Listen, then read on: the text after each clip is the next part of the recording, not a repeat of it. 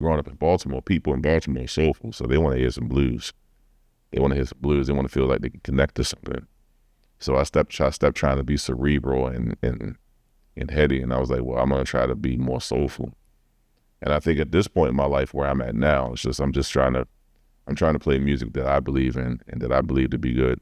And I feel like if you play music that feels good and they're coming from an honest place, and you enjoy it, you feel good, it will make other people feel good. They'll buy it, they'll believe it too, because they basically vibing off of how you're presenting it to them. In the beginning, I didn't make any money at all. I was really just on the quest for knowledge and trying to learn the music and be part of the tradition. And then a lot of it is like, when I was coming up, the elders used to be like, well, whatever we show you, share it with the next generation, so keep the music alive. So a lot of times I go to jam sessions, not because I'm trying to get something off my chest. It's like a lot of times I'm just trying to share whatever it is I have. And like I said earlier, I think I'm just trying to spread joy, happiness to people, because we're going through a lot of stuff right now. So I think people, for a couple of hours, they just need an outlet away from all the madness of the real world. And I like to stay connected with the music scene and really anything artistic, artistic or soulful, as I say.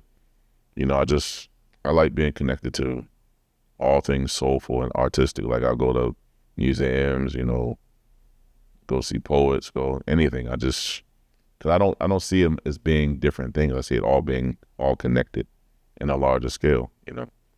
Like I think theater is just as important as music. Music is just as important as visual arts.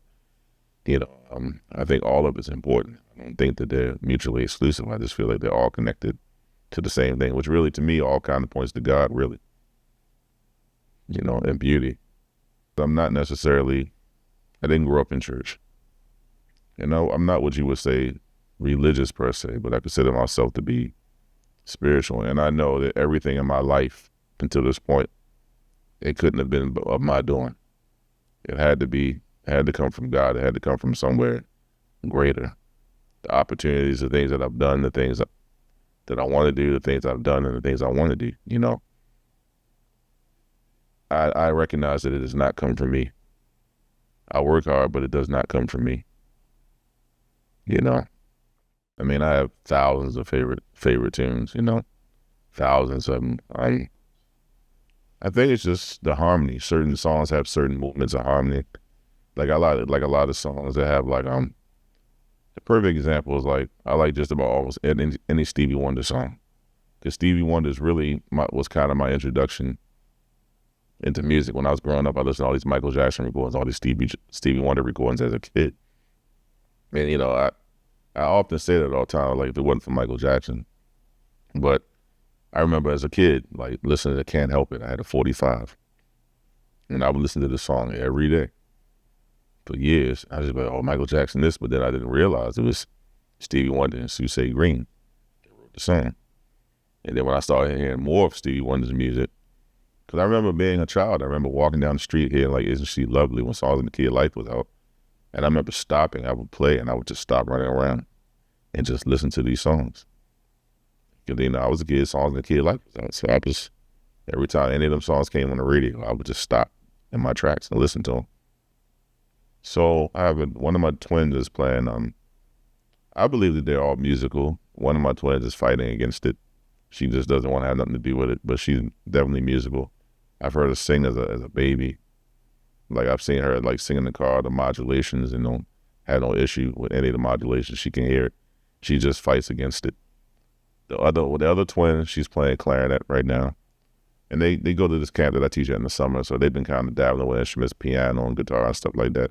My son definitely has it. He plays guitar, bass, piano, and drums. And I've seen him play saxophone and flute too, so he definitely has it.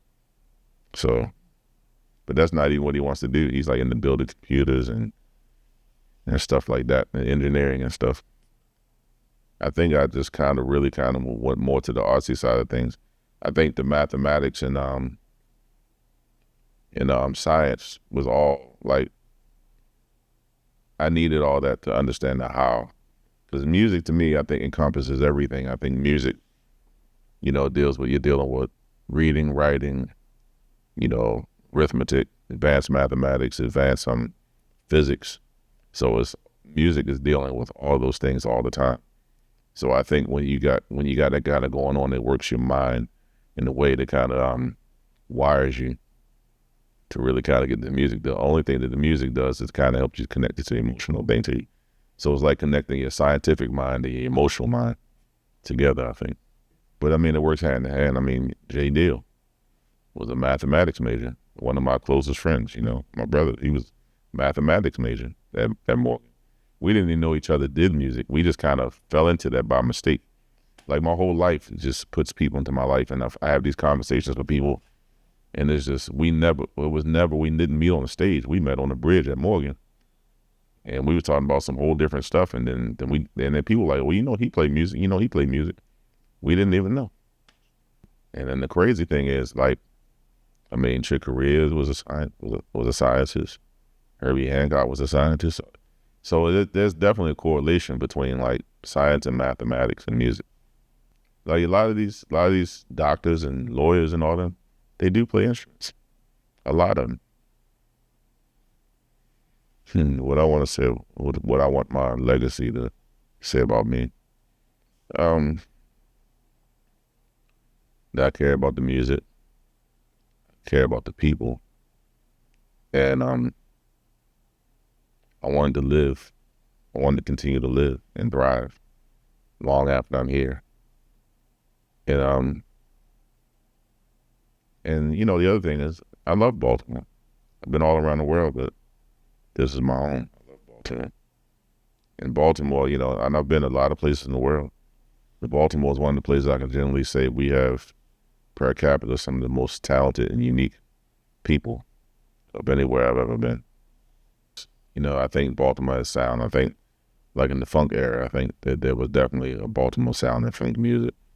And in gospel music in certain periods, I think that Baltimore definitely had a sound in gospel music. The only problem with Baltimore, I think, is that we don't have an industry here for recording. So unlike Philly and Atlanta and LA and New York and everywhere, Nashville, we don't have a history of recording and documenting our sound and being able to kind of bring it together collectively and be like, this is the Baltimore sound. But I think that people, they see the rawness and the potential or the genius in some of the people here. And that's why you have people come in and they'll grab somebody here and there. They'll grab a Dennis Chambers or a Mike Reed or a Devin Webster or Dante Winslow. They'll grab some of the people from here. But as a whole, I don't think that we don't know what the Baltimore sound is, and we can't really actively kind of portray it to the rest of the world. But there's a lot of raw potential and talent here, and I would even say genius. I mean, some of the people in the jazz community that come out of Baltimore have a voice that's unlike no other. I mean, you look at the Antonio Harts and Gary Bartz, Gary Thomas, Dennis Chambers, Cyrus Chestnut. Antonio Hart, Dante Winslow. Even now we got Tim Green, we got Brandon Woody, Brent Burkhead. I mean, all these people are kind of coming out, and Lee Pearson. I mean, everybody has their own distinct voice and the thing that they're bringing to the world, And then when it goes to other places, people realize it's being special. So that project was really unique. I was doing a thing at Indie Music. They were kind of starting their whole streaming thing, and they brought some people in to kind of help develop that whole process. And I did a bunch of concerts there. And I definitely did some during the pandemic, intentionally, because I was just trying to work out some different things. And the pandemic, that's a whole other thing. I'll get to that in a second. But that particularly concert talking about is I was what's the word? I was asked to put together a group of people for 2 days, different groups of musicians from all different walks to kind of create a different thing. Because, one of the things that I try to do is I try not to really be stuck in a particular genre. I try to really kind of blend it together. And one of my ultimate missions, I think, is my gifts My ultimate gift. Playing music is something that I do, but I think what I like to do is bring people in a room that would ordinarily wouldn't be in a room together. So what I was doing, I was bringing people together that ordinarily wouldn't be on stage together, who never would have probably met each other unless I put them together. And I was just forcing us to bring music and bring music that would just sound different. So the first day was kind of primarily like a straight ahead kind of thing. And I had Lee Pearson on drums, Todd Simon on piano, Blake Meister on bass. It was me, Theljan Allen on trumpet, Ray Boy on trombone. And then I boarded the Dorsey kids, and they were really young, Ephraim and Eben Dorsey. And Gary Thomas came in on the daytime to record some flute with us. And then we did a concert that evening after we did the day of recording. And then the next day we did more like kind of a fusion kind of thing, where I had Dana Hawkins and Corey Baker, Alan Blackman, Aaron Hill, and me, Theljan, and Greg Boyer again, Corey Baker. And we just kind of did more like a fusion kind of thing, which wasn't really, and it was a lot, some of the same songs, but it just kind of felt different. I did a live recording of UB Blake in 2009. It was sextet recording. And I'm actually thinking about actually just releasing that, just to just give it away to the universe, to just kind of push it out there. Being a musician is, I think, kind of a cruel thing. It's not a cruel thing, it's an interesting thing sometimes. Because a lot of us want to be perfectionists, but it's hard to perfect music. It's hard to perfect anything that's creative or artistic. Like you might have technical proficiency or mastery over like a particular instrument, but music itself is just too vast. It's too big to master. So I always laugh at it. It's a cruel joke. I think it's like trying to be a perfectionist or something that I'll never be able to perfect. When I was doing Fertile Ground, I didn't even realize the impact that it was going to have on people globally. And we traveled all around the world. And, I wish, because for me at that point, I just thought it was just fun. I was making music with my friends or my family, and it was just sharing whatever with the world. It wasn't really about making a whole lot of money or being famous. It was just like, it's funny because people be like, why don't you do something like that now? I said, Fertile Ground. It happened at the time it was supposed to happen with the people I was supposed to do it with. And I don't really have an interest in recreating that. All of us have kind of moved on, and we're all doing other things, and we're all evolving. And I'm happy for all of us, But at that point in our life, that was I needed that at that point in my life, because I spent so much time adding to everyone else's voice, helping them to kind of do their thing, that I never really ever take thought to like what my sound is. What is it that I really want to do? And it gets, and it's funny because in the beginning I would talk to all kind of, record companies and stuff like that. And they would be like, well, you got to do this, you got to do this. And I'm just like, and I was like, that's not really what I want to do. Like, I like all music. So, I like listening to like Tribe Called Quest or Jay Dilla just as much as I like listening to Coltrane. But at that point, there was really no vehicles that were really kind of bringing all those things together. Now, it's starting to become a little bit more like that. So, when you listen to like the Robert Glaspers and Corey Henrys and, Ghost Note and all these people like that and Snarky Puppy and them, you start to feel these different kind of influences coming together, But when I was thinking that way like 30 years ago, and everybody told me I was crazy for thinking that way. I'll be 51 this year, and I remember 30 years ago, you couldn't even get nowhere near a studio because you couldn't afford it. So you had to have an in the record companies, and of course they're going to talk to you about marketing and stuff because they want to figure out how to market to a certain demography. So you said they can get a return on that thing. Excuse me. So now what happens is now anybody can make records at home.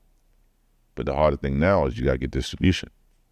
Everything has changed because initially back in the day, 30 years ago or before then, you would sell albums, you would sell your CDs. So you would have merchandise, you would sell your merchandise at the shows, and that was the way to kind of make up the difference. They may pay you whatever they to do the show, but then you would make up the rest of it and sell your merchandise. But now you have streaming. So everybody, and then you don't have CD players in cars no more. And a lot of people don't have CD players at home. They don't even have CD players in their computers anymore. So to be able to play in certain venues, you got to be able to bring a certain amount of people. And what happens, all the other venues are talking to each other. They saying like, Well, this person is consistently bringing 150 people. This person is consistently bringing 200, 300 people. So then what happens is that once you consistently do that in all the major surroundings here, it opens you up to other markets, you know, regionally, and then eventually you get to nationally and then even globally. But it's really just about your ability to get, as they say, butts in seats. My name is Craig Alston. My passion is spreading joy through music.